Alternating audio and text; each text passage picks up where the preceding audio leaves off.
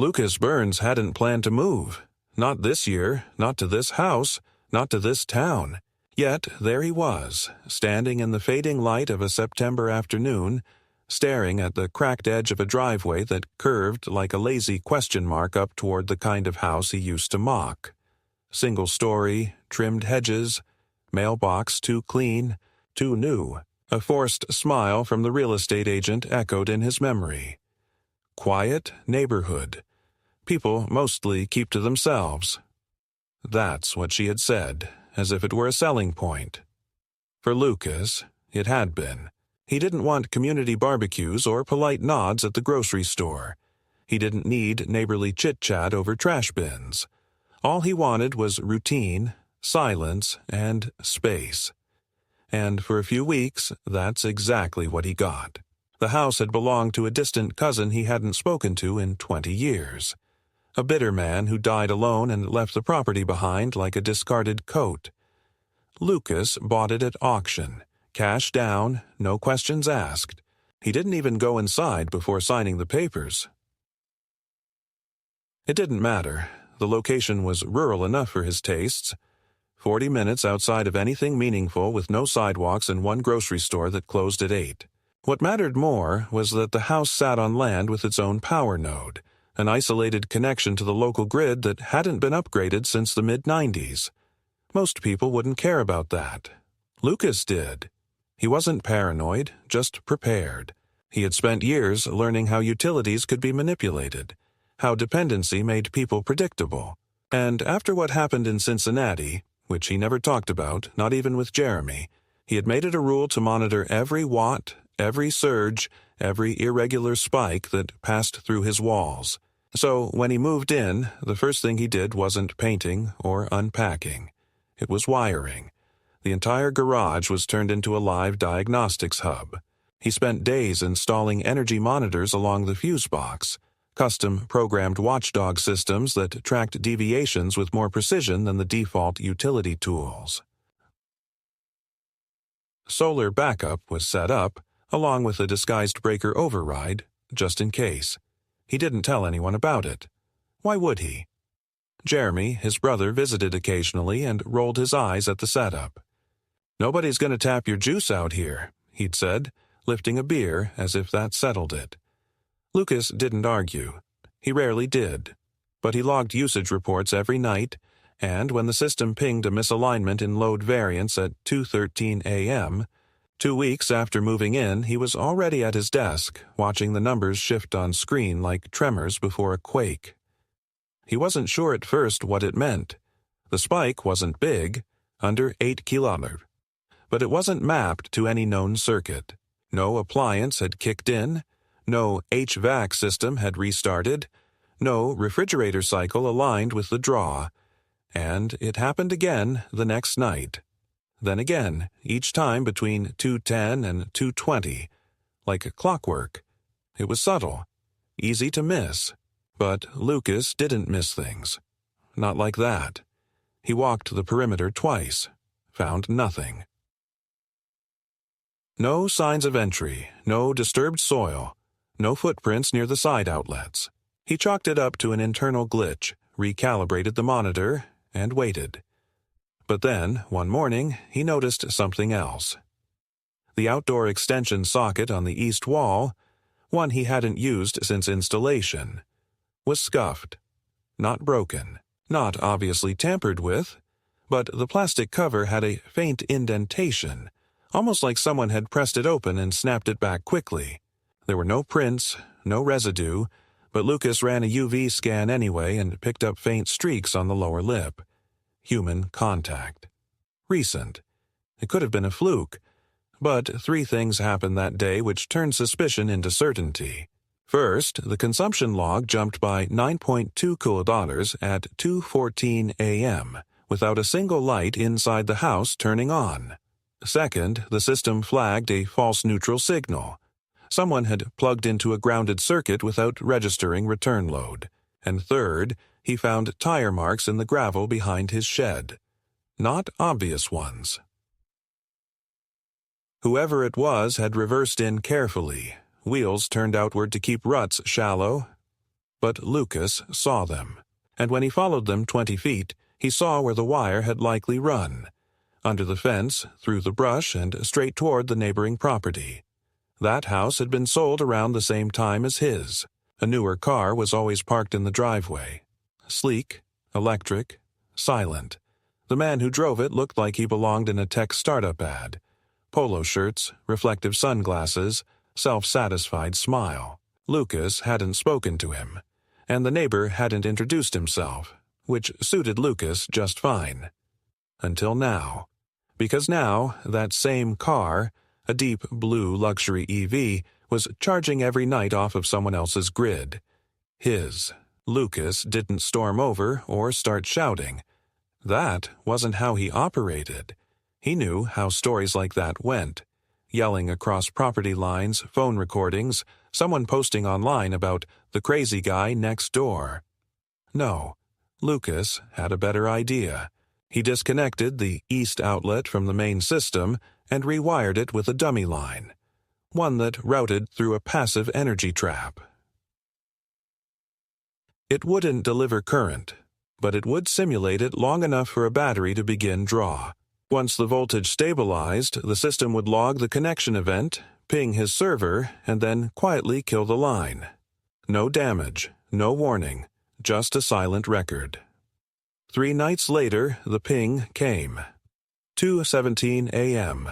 Draw attempt, 6.7 kDether. Source, external. Duration, 2 minutes, 8 seconds. Then a hard disconnect. Lucas waited. Nothing else happened that night. But when he walked out the next morning, he found a cable lying next to the outlet, snapped in half at the rubber neck. Burnt smell, melted sheath. Someone had yanked it hard and fast after the failure. Lucas didn't smile. He wasn't vindicated. He was calculating. Because now it was confirmed. Someone was trespassing. Someone was tampering with his system. And someone was desperate enough to risk damage to a $90,000 vehicle to get what they wanted. He checked the footage. Nothing. No motion detected. But that made sense. He hadn't placed cameras on that side yet. There hadn't been a need. Until now. He didn't go to the police. Not yet. No point. They'd ask for proof of entry, damage estimates. Why didn't you just unplug the outlet? They'd ask. Maybe it was an accident. He'd seen it before. That shrugging indifference until something irreversible happened. So instead, Lucas went to the hardware store, bought 2 additional cameras, low-visibility mounts, night lenses. While installing them, he noticed a figure watching from the edge of the neighboring yard. The man. Reflective sunglasses. Arms crossed. He didn't wave, neither did Lucas. No words were exchanged. None were needed. Something was happening. Something more than just stolen electricity.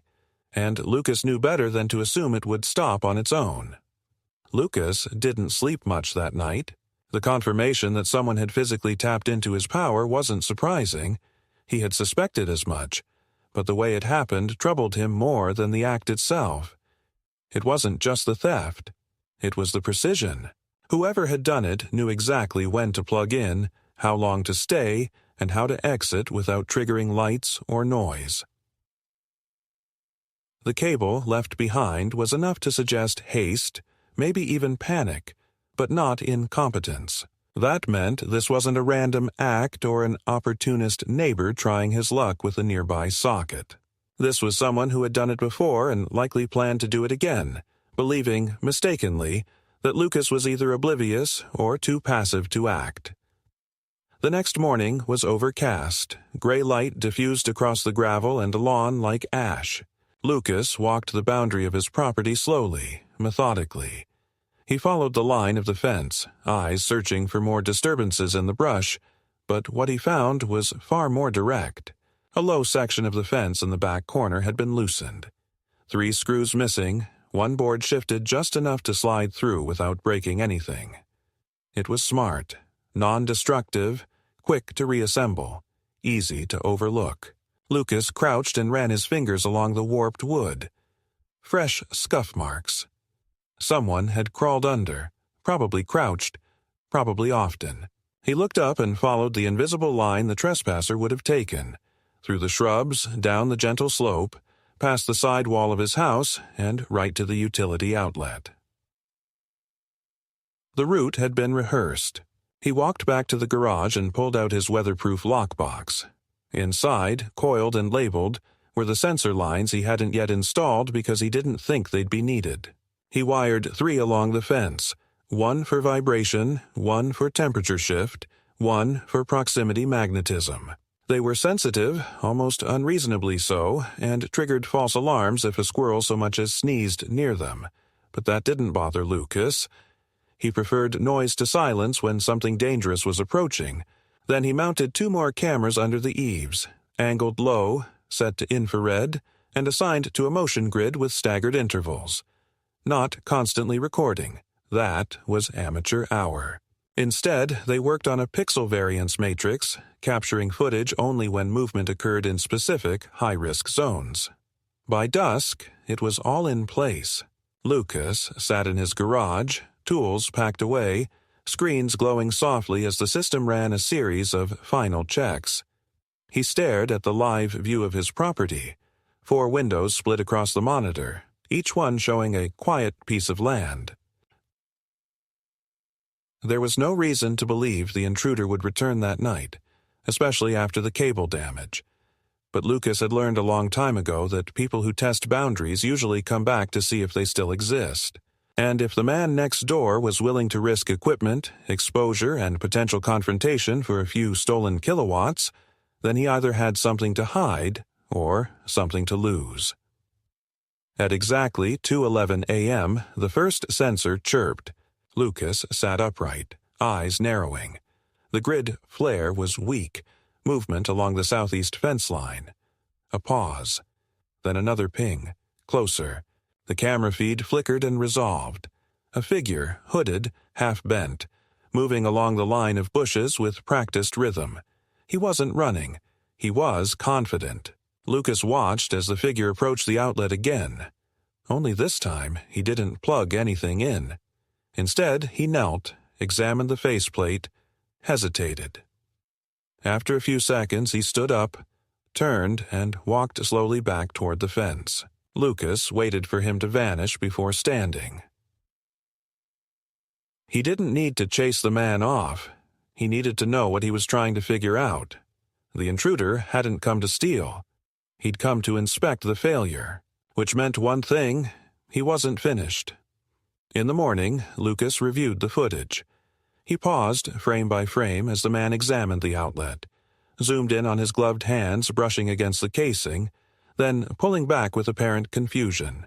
It was like watching someone defuse a bomb without instructions. Eventually, the man seemed to recognize the trap, or at least realize the outlet was no longer viable. He didn't destroy anything, didn't retaliate. He simply left. Calmly, which was unsettling in itself. Lucas printed stills from the video and stored them in a dated folder. He documented the time, sensor data, temperature variance, and light levels. Not because he planned to go to the police, yet, but because people like this often assumed their targets weren't smart enough to track them. He wanted a paper trail. If this escalated, he'd have more than hearsay to back his claims. That same afternoon, while returning from the post office, Lucas noticed a vehicle parked just beyond the corner of his property. Not in anyone's driveway. Just sitting off the shoulder, engine off, windows up. A dark gray utility van. No logos, no plates visible. From where he was, he couldn't see if anyone was inside. He parked at his own house, took a long route on foot around the back, through the brush, and emerged down the road from the van's blind spot. When he got close enough to see the windshield, he confirmed what he already suspected. Someone was inside. A man in sunglasses, talking on a headset, glancing occasionally at what looked like a laptop. Not your average contractor, and certainly not anyone doing repair work in a vehicle with no decals. Lucas didn't confront him. He simply stood still in the woods, memorizing the face, the posture, the way the man tapped his finger against the wheel when he spoke. After 10 minutes, the van started and pulled away slowly. No hurry, as if it had nothing to hide. But Lucas had learned to watch movement. And this movement wasn't random. This was reconnaissance. That evening, Lucas found a piece of paper folded neatly under the edge of his doormat. No envelope. No handwriting. Just a printed sentence in small black type. Your grid has overlap. It's a liability. Just sell and walk. That was all. No signature, no contact, just a message. It wasn't a threat. Not exactly. It was a pressure valve, an anonymous way of saying, you're involved now, whether you like it or not. Lucas sat for a long time that night in the garage, not watching the monitors, not checking the logs. Just sitting, letting the silence settle. He thought about how quickly something mundane, like electricity, could become a tool for coercion. About how easy it would be to call a realtor, list the house, cash out, and move again. But he didn't move. He poured himself a glass of water, set the paper on fire in a tin tray, and watched it curl into nothing. He knew what this was now. It wasn't just about power. It was about presence. Someone wanted him to leave, and they'd started with the easiest way to provoke a reaction. His systems, his control, his infrastructure. They had tested him, gently at first, then with a touch more force. The next step wouldn't be so careful, and Lucas Burns wasn't leaving. By the end of that week, Lucas realized the situation had passed the point of subtle testing. What had started as a covert draw from his exterior outlet had evolved into something deeper, more strategic, more layered. The van didn't return the next day, at least not where he could see it, but Lucas knew better than to assume that meant it was gone. People like that didn't just leave. They rotated, repositioned, changed posture. What worried him wasn't their presence. It was the implication that something about his house, his infrastructure, or his location had value to them, and he didn't like being part of someone else's plan without knowing what that plan was. That Friday, a strange letter arrived in the mailbox. It wasn't addressed to him directly. Instead, it was labeled Resident, Parcel 18F. The handwriting was printed, tight and clean, almost like it had been forged to look informal. Inside was a flyer, cheap paper, grainy ink, probably mass-produced, but it bore no company logo, no return address, no event date. It featured a bold, all-caps headline that read, Grid Compliance Starts with Good Neighbors. Below the slogan was a black-and-white photo of a generic suburban house with solar panels, surrounded by smiling people holding up clipboards. It looked like a stock image pulled from a 20-year-old community bulletin. Lucas stared at it for a long moment before turning it over. The back was blank except for a QR code. He didn't scan it. He threw the paper into the sink, turned on the garbage disposal, and listened as the blades made a slow, grinding pass through the cheap cellulose. The next morning, something changed. Lucas's home system recorded a voltage distortion along line 2 of the sub-panel, one that didn't register through his internal draws. He'd seen similar artifacts in commercial sabotage cases. A local oscillator had been placed near the wiring, creating a phantom load signature. In plain terms, someone was sending electrical noise into his system to test its reaction. That kind of device wasn't common. It wasn't something a bored neighbor or casual tech enthusiast could build. You needed to understand power phase disruption. You needed to know how to simulate a load without pulling amperage. Lucas isolated the signal, reversed the sensor range, and spent 6 hours recalibrating his firewall. By midnight, he had constructed an invisible shell around his system. Anything new that attempted to mimic a load pattern would ping his server with a dynamic timestamp and an error signature. He didn't tell anyone. He didn't even write it down. The trap worked faster than expected. That same night, around 3:23 a.m., a localized event occurred on the western side of the property, at the auxiliary breaker box he hadn't touched since moving in. It wasn't connected to the house anymore. He'd cut it off during the first week, assuming it was an outdated legacy unit. But now it had come alive, sparked briefly, and registered a false reboot attempt. The signature was unique, too clean to be accidental, but just sloppy enough to suggest it was automated. Someone had programmed a ghost circuit. A device had been installed, either nearby or directly inside the panel. Lucas waited until sunrise before investigating. What he found changed everything. The box had been tampered with. Not forced open, no scratches, no broken screws, but the lock had been replaced. He'd used a basic padlock from the hardware store, more symbolic than secure. Now, a keyed brass unit sat in its place, clean and polished.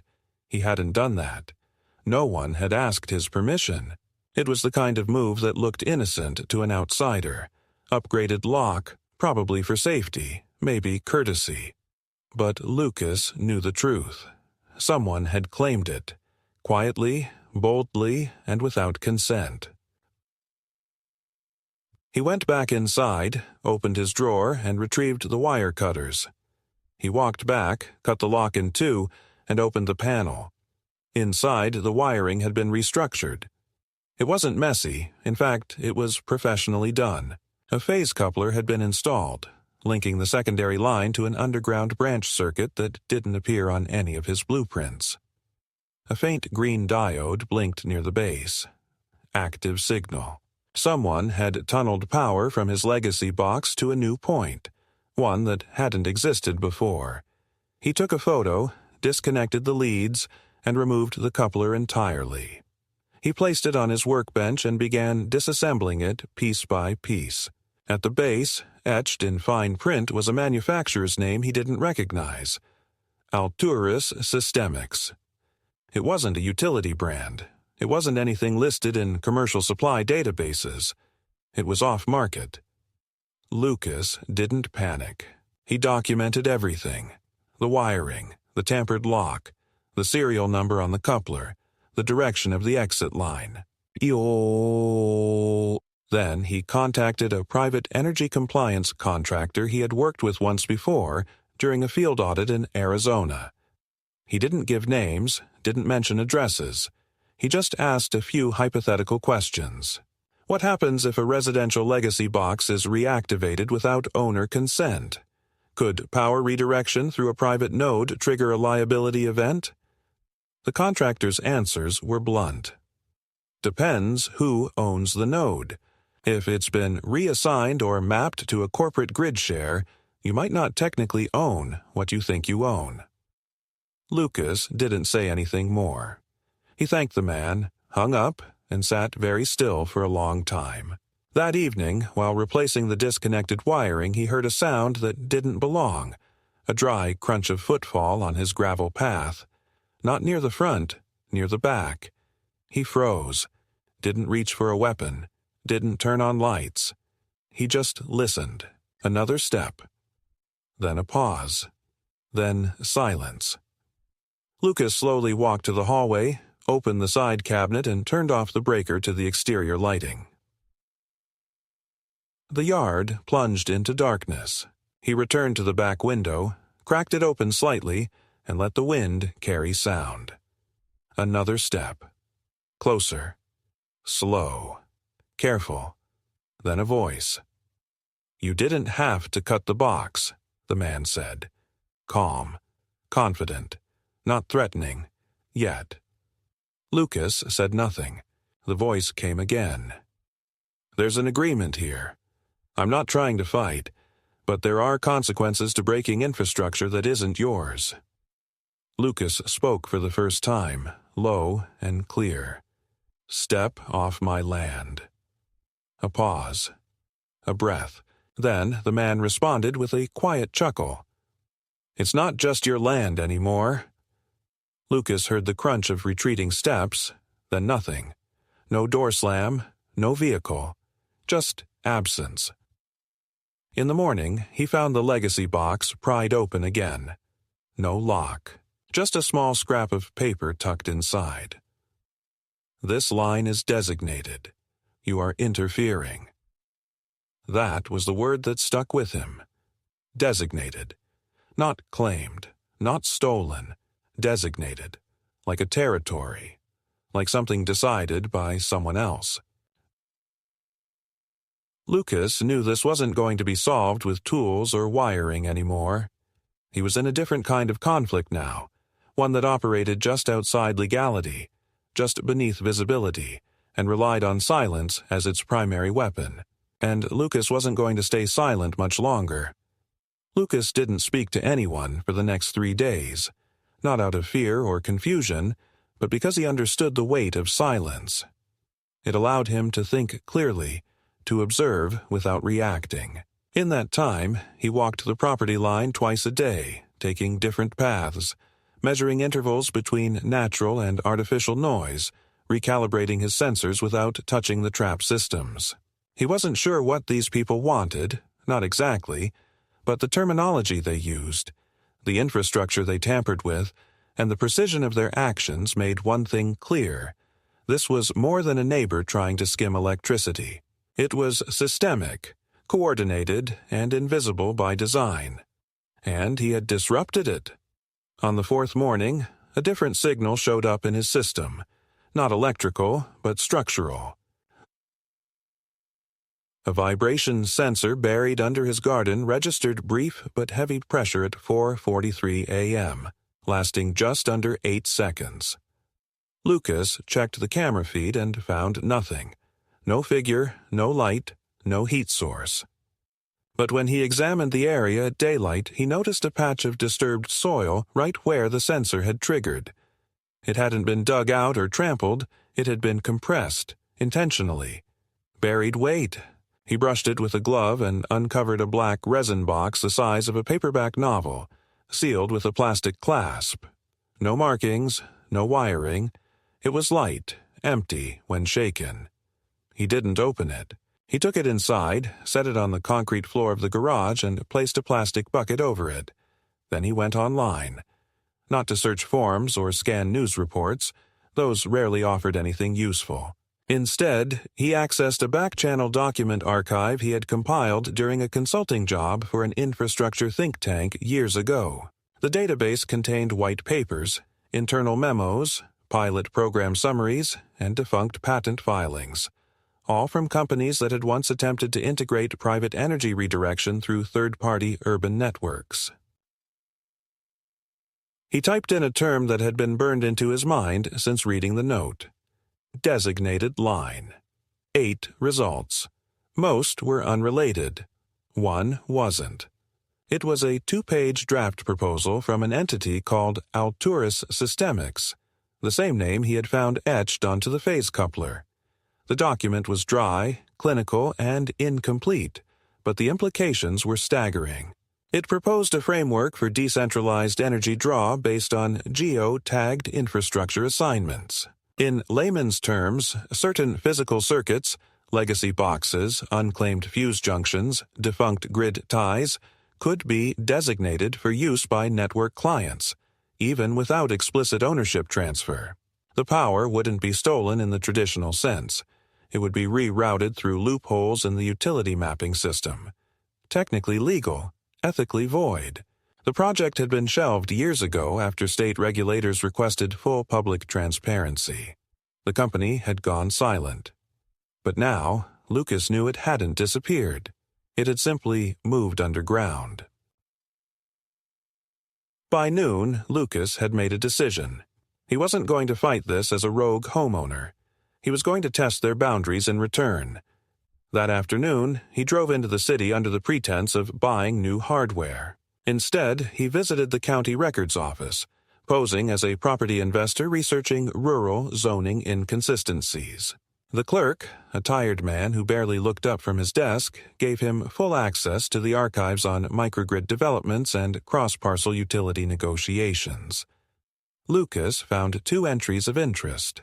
The first was a brief note that his property had been reviewed for compliance suitability, by a non-governmental energy partner group in 2019, 2 years before he ever bought it. No owner of record had been listed. The second entry was stranger, a parcel map marked with a faint grid overlay, where certain properties, including his, were shaded in pale blue with a footnote in legal shorthand. NDF authorization pending third stage review. Lucas copied the reference code and left.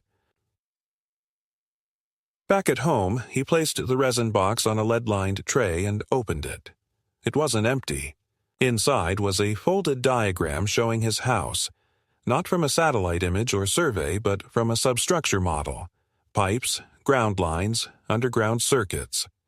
At the bottom, a typed label read, "Confirm node saturation. Tier 2 viability in effect."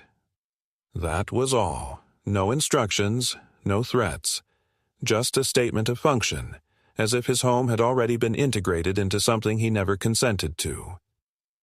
That night, Lucas didn't sleep. He watched his system rewrote its own protective cycles in real time, automatically adapting to minor disruptions he hadn't programmed. Someone, or something, was interfacing remotely. But there was no breach log, no IP trace, no login attempt. They weren't hacking him. They were using infrastructure permissions granted through some buried contract tied to the property itself. At 2:52 a.m., his server froze for 12 seconds. Not crashed, just paused. When it resumed, the voltage variance monitor was disabled. When he reactivated it, the log file was gone. He stared at the screen in silence, hands on the keyboard, and felt something he hadn't felt in years. Profound intrusion. Not just into his home or his system, but into his assumption that preparedness was enough. He had been methodical, careful, even paranoid, and still someone had bypassed him entirely through the back door of bureaucracy. He got up, crossed the room, and pulled the main cutoff switch. The house went dark. Every camera, sensor, monitor, all down. He sat back in the dark and waited, just to see if they would come when nothing could watch them. They didn't, because they didn't need to anymore. They had already seen everything. Lucas woke before dawn, the kind of waking that isn't caused by sound or dream, but by the pressure of a thought pushing from the back of the mind into consciousness. He sat upright in bed, staring at the window, which was still black from the outside but beginning to hint at the grainy gray of early morning. His house was silent. Not peacefully so, but in that way a room goes quiet when someone else is trying not to be heard. He hadn't rebooted the system since last night. Everything remained off. No cameras, no motion sensors, no voltage monitors, not even the network router. He had pulled the power from the entire house and left it isolated, untouched by any grid. That was the point. He had wanted silence, not just in the house, but in the circuitry, in the current, in the invisible handshake between machines. But silence hadn't given him peace. It had only made the pressure worse. Lucas rose, dressed quietly, and went outside. The wind was still, the air just cold enough to sting his lungs. He walked around the house, not with a flashlight, but by memory. Every step was a checkpoint, every shadow a test. He paused at the western utility box where the phase coupler had been installed. It was still shut, untouched from the outside. But then again, whoever was doing this didn't leave visible marks. They didn't need to. He continued walking, down the slope past the garden, to the rear fence where the first breach had been found. He ran his fingers along the post, still loose, still slightly shifted. Nothing had been resecured, no attempt to pretend, just a quiet expectation that he wouldn't come back. At breakfast, Lucas flipped through the documents he had printed at the records office, looking for any clue, any buried clause or notation that might help explain what this third stage designation meant. None of it was familiar, not even to someone with his level of obsessive scrutiny. The utility maps were vague, the parcel boundaries fluid. It was like looking at a mirrored reflection of infrastructure. Almost right, but subtly wrong in a way that changed the whole picture. At one point, he found a tiny footnote referencing an external contractor survey performed under confidentiality protections, dated 2 years prior to his purchase. That suggested his land had been evaluated long before he entered the picture, possibly selected, marked, and prepared for whatever had since begun. But why him? Why this house? He hadn't bought it through a mainstream agency, hadn't filed anything unusual, hadn't raised flags. Was the location just convenient? Or was it the house itself, its old nodes, its disconnected panels, its buried boxes, that made it attractive? By late afternoon, Lucas reactivated his internal systems, but selectively. No full grid restoration, only the passive monitors, only the devices he could isolate and control without server assistance. The cameras remained off. The breaker that powered his exterior walls stayed down. He connected one sensor array to a new line and routed it directly to a laptop disconnected from any network. He was done playing defense through the same channels that had already been compromised. If they were inside the system, he would step outside of it. That night, as the wind picked up and trees bent their shoulders toward the yard, Lucas sat in the garage watching the raw data feed flicker across the laptop screen. No friendly interface, no colored graphs, just strings of numbers and readouts, the language before translation. He stared for hours. Nothing moved, nothing pulsed, just static. Then, at 1:32 a.m., a single anomaly.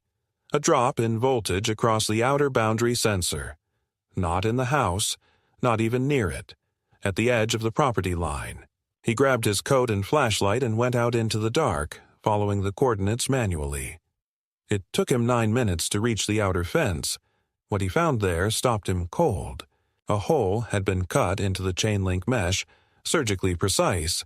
A perfect circle large enough for a person to crawl through, but no larger. On the ground lay a pair of gloves, a wire brush, and a loop of heavy copper cable. Lucas didn't touch them. He looked beyond the hole, into the trees, and saw it. A new conduit, partially buried, running like a dark vein across the earth, disappearing toward the direction of the adjacent property. A lot that had been listed as vacant for months. He followed the line slowly, careful not to disturb anything, until he reached the base of an old generator shed on the neighboring lot.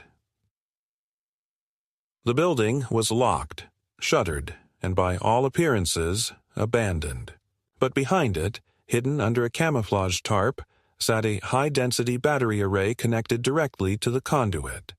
There were no markings, no logos, just blinking lights and a small screen showing power intake.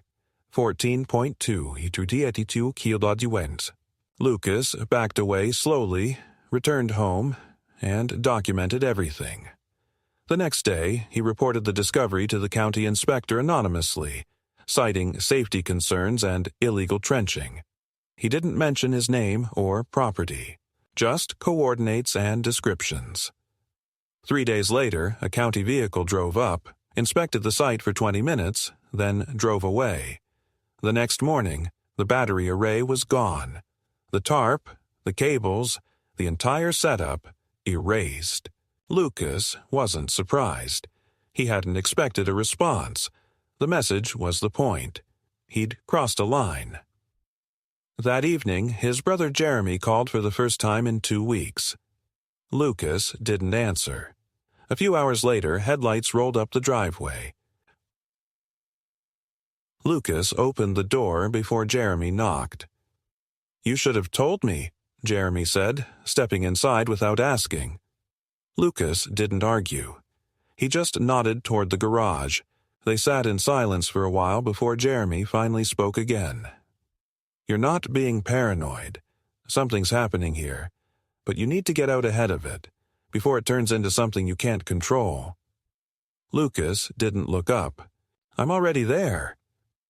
The two of them spent the next several hours tracing every connection, every possible path a signal could take in or out of the house. They restructured the grounding, added choke coils to redundant lines, installed a surge trap with a dead switch.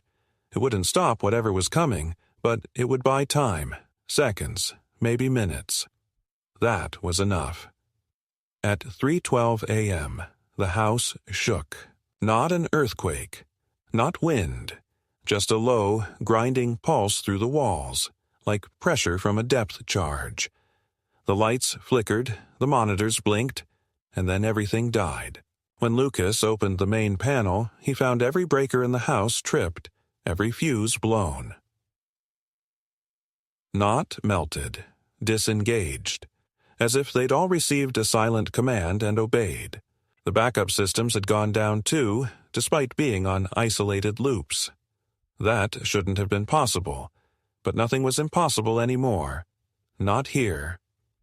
As dawn broke, Jeremy packed his things.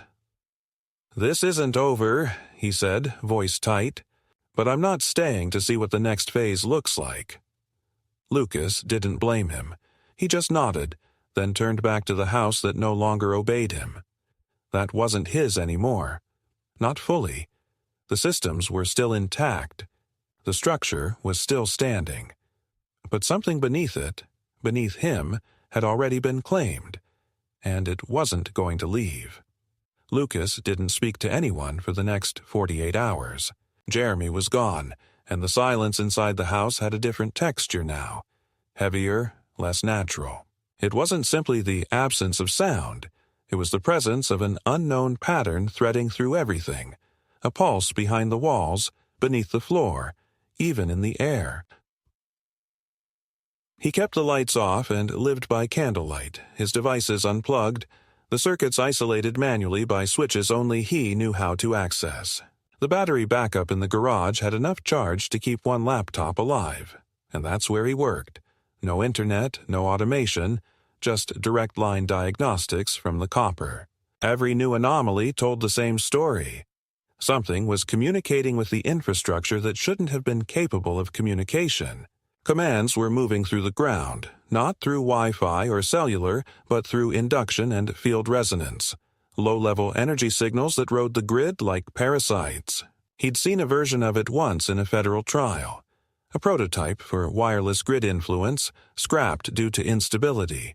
It had been buried, suppressed. And yet here it was again, quietly perfected and deployed without oversight. On the third night, he left the house with no destination, driving aimlessly until he found himself parked in front of an old municipal substation, long decommissioned, the chain-link fence rusted and sagging. He killed the engine and sat for nearly an hour, watching the dark monolith rise against the horizon. It looked lifeless, but something about its silence felt familiar. Constructed, strategic. He approached on foot, climbed the fence without much effort, and stepped into the open gravel lot. The main building's door was padlocked, but the side hatch had been forced open at some point. Inside, the dust was undisturbed, but in the far corner, hidden behind a bank of old conduit panels, he found evidence that someone had been there recently. A modern cable spool, a handheld diagnostics wand with a dead battery, and a small terminal box with its indicator light still blinking red. He opened the lid, revealing a mesh of relay switches and a line router designed to mask signal origin. The device wasn't connected to anything, but it had been, and recently. The implication was clear. Someone had used this abandoned station as a relay node, a staging point between lines. His line. His house. Lucas photographed everything, then pulled the device apart by hand. He carried it back to the truck, placed it in a lead case, and drove home in silence. He didn't try to access the logs. That wasn't the goal. He needed them to know he had found it, to understand that he wasn't just another passive endpoint, another unknowing conduit. That night he left his power off again but wrote a single message on a slip of paper and pinned it to the outside utility box where the tampered coupler had once been. 4 words in thick black marker. This line is closed. The response came within 12 hours. A man in a charcoal suit appeared at the edge of the Lucas's driveway, neither announcing himself nor attempting to approach the house. He stood there for nearly 15 minutes, hands in his pockets, head slightly tilted as if surveying a specimen. Then he turned and walked away. Lucas didn't pursue. Instead, he checked the yard for new disturbances. None. He walked the full perimeter. Still none. But when he returned to the garage, the trap sensor registered an input surge at 3:26 a.m., localized, directional, and too brief to trip breakers. It had targeted the central line in the monitoring panel, injecting a data packet that bypassed his analog firewall completely. Lucas couldn't tell what the packet carried, only that it altered the server architecture. When he rebooted the laptop, the BIOS had been modified. The screen displayed a single sentence. "You're in possession of regulated hardware. Surrender is optional." He didn't smash the machine. That would have been meaningless. Instead, he cold formatted the drive, erased the circuit trace cache manually, and burned the router casing in a steel drum outside. When it melted, it let off a chemical smell like scorched plastic and iodine. By morning, he was back inside with a notebook, sketching from memory what the BIOS screen had shown. It wasn't a warning. It was a transaction, an offer disguised as authority. And that meant whoever was behind this no longer saw him as a nuisance. They saw him as an obstruction. The next escalation came not at night, but in the open. A man, claiming to be from the Electrical Safety Board, visited in broad daylight, flashing a badge that Lucas never asked to see. He said there had been reports of erratic draw from Lucas's parcel and that a routine inspection was required. Lucas stared at him for a long moment, then asked him to wait while he went to retrieve the inspection clearance certificate from his files. Inside, Lucas picked up his phone, not to call the police, but to dial the number of the county energy regulator, the one who had helped him interpret parcel maps weeks ago. He gave the man's name and description. The official on the other end didn't hesitate. "No inspector has been dispatched to your area. Do not let him inside." Lucas returned to the door. The man was already gone. That night, the ground trembled, not from seismic activity, not from weather, from pressure. A broad, subsonic hum shook the support beams in Lucas's walls and caused the tap water to turn briefly metallic. He rushed to the basement and found that his secondary panel, previously disconnected, was now active, humming with residual charge. The coupler was back, reinstalled by unseen hands. He disconnected it again, physically removing the copper core and shorting the contact point. He worked without gloves, blood soaking his knuckles, but he didn't stop. He ripped out the baseboard sensor that had triggered the initial phantom draw, crushed it under his boot, and traced the line to its outbound channel. It disappeared into the dirt beneath his foundation. The next morning, Lucas filed a report to the Department of Public Safety, citing concerns over unauthorized modifications and potential utility sabotage. He included diagrams, timestamps, and device remnants. They sent an automated reply. That afternoon, a black SUV with tinted windows idled 2 blocks from his house for nearly 40 minutes. Lucas watched through binoculars. The windows didn't roll down. The engine didn't shut off. When it finally pulled away, it did so without any visible observation points. No tags, no markings. Just presence. The game had changed. No longer a covert siphoning operation, no longer an experimental relay. It was now an operation of attrition. Pressure. Psychological destabilization. They wanted Lucas not just to surrender the line, not just to leave, but to do so under the illusion that it had been his choice, that the stress, the confusion, the relentless breakdown of normalcy had simply become too much. But Lucas had been broken before, in quieter, more personal ways, and it hadn't stopped him then. It wouldn't now. That night, he left a second message at the box. Just 3 words. "I am awake." He didn't expect a response, but he knew they saw it. The morning after Lucas posted the second message was unnaturally still. The air held a kind of suspended breath, not quite peaceful, more like the silence after a verdict has been delivered but not yet enforced. For the first time in days, no alerts triggered, no sensors chirped, and no voltage variances registered on his fallback equipment. The perimeter was clean. The ground was undisturbed.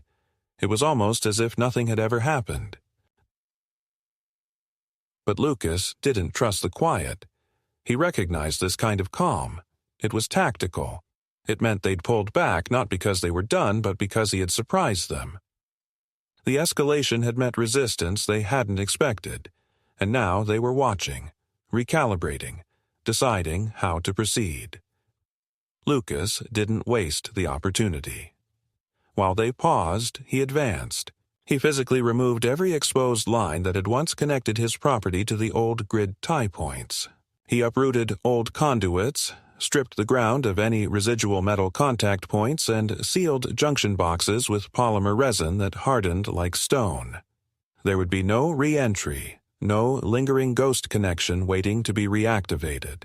The house itself was now isolated, internally powered, and operated manually.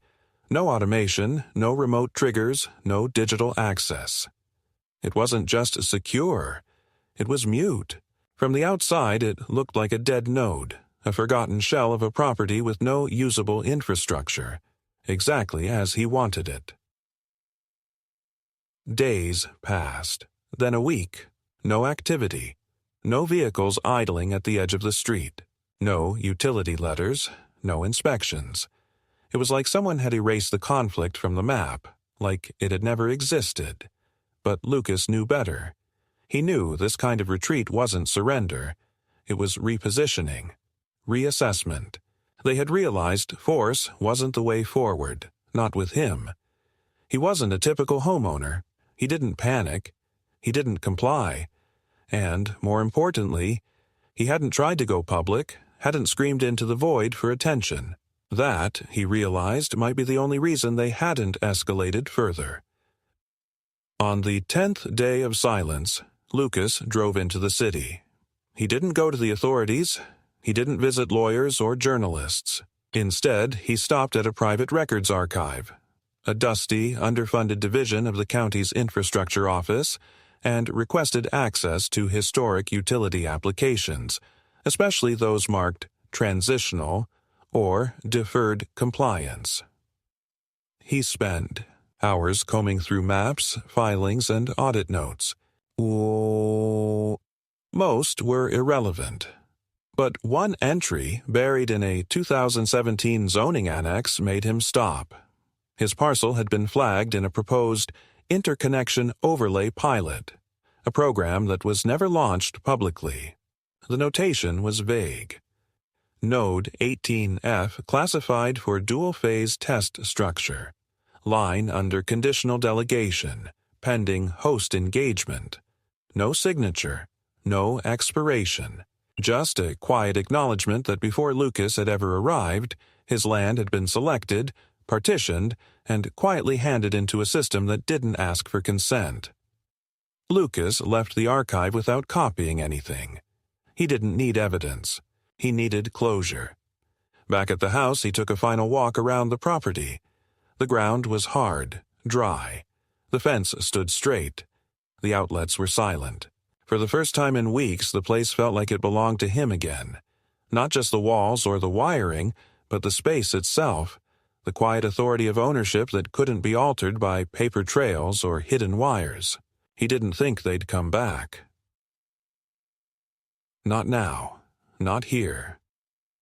He had made it too difficult, too inconvenient.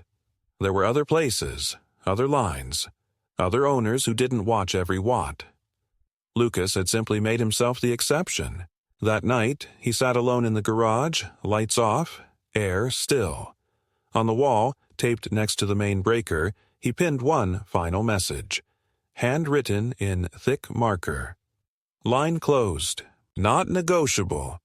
And for the first time in a long time, he let himself breathe.